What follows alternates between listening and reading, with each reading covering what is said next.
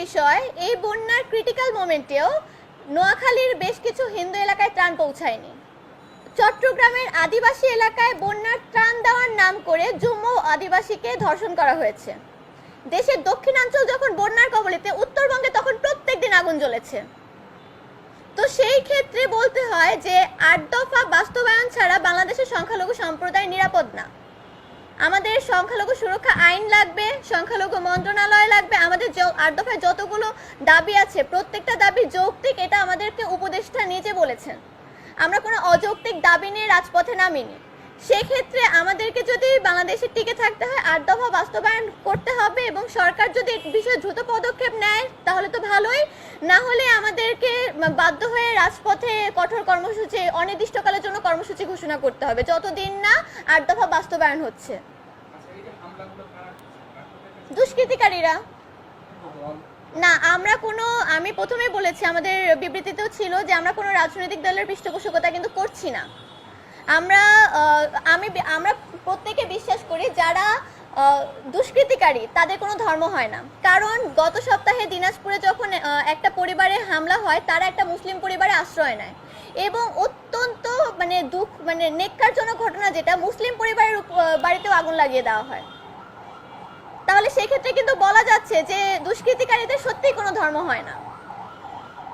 হিন্দু পরিবার, আমাদের পরবর্তী কর্মসূচি আমরা চাইছি যে আলোচনার মাধ্যমে না, আমরা পরবর্তী কর্মসূচি খুব শীঘ্রই ঘোষণা করতে চাচ্ছি। কারণ সামনে আমাদের দুর্গাপূজার পূর্বে যদি ৮ দফা বাস্তবায়ন না হয়, আমরা 2024-এর 2021-এর রক্তাক্ত শারদ পুনরায় ফিরে পেতে পারি, এরকম একটা শঙ্কা আমাদের প্রত্যেকটা সনাতনী সম্প্রদায়ের মধ্যে আছে বা সংখ্যালঘু সম্প্রদায়ের মধ্যে আছে।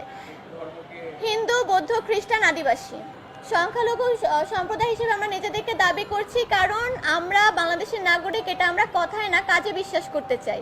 এবং আপনি যদি আমাদের পার্শ্ববর্তী কিছু দেশ দেখেন, যেমন পাকিস্তান, ভারত, প্রত্যেকটা জায়গাতেই কিন্তু মাইনরিটি ল, মাইনরিটি মিনিস্ট্রি আছে, পাকিস্তানেও আছে। এবং আমাদের মাইনরিটি বলতে ধর্মীয় সংখ্যালঘু বোঝায়। আমি আরেকবার বলছি, যারা একটি দেশের ভৌগোলিক অবস্থানে সংখ্যায় যে ধর্মীয় জাতিগোষ্ঠীটা সংখ্যায় কম, তাদেরকে আমরা সংখ্যালঘু হিসেবে বিবেচিত করতে পারি। এবং এই সংখ্যালঘু জাতিগোষ্ঠীর নিরাপত্তার জন্য সংখ্যালঘু সুরক্ষা আইন এবং তাদের অধিকার বাস্তবায়নের জন্য বা তাদের কি কি প্রয়োজন, এই বাস্তবায়নের জন্য সংখ্যালঘু মন্ত্রণালয়টা খুব বেশি গুরুত্ব পায়। এক্ষেত্রে ভাইয়া এই প্রশ্নের উত্তর তো সরকার করতে পারবে।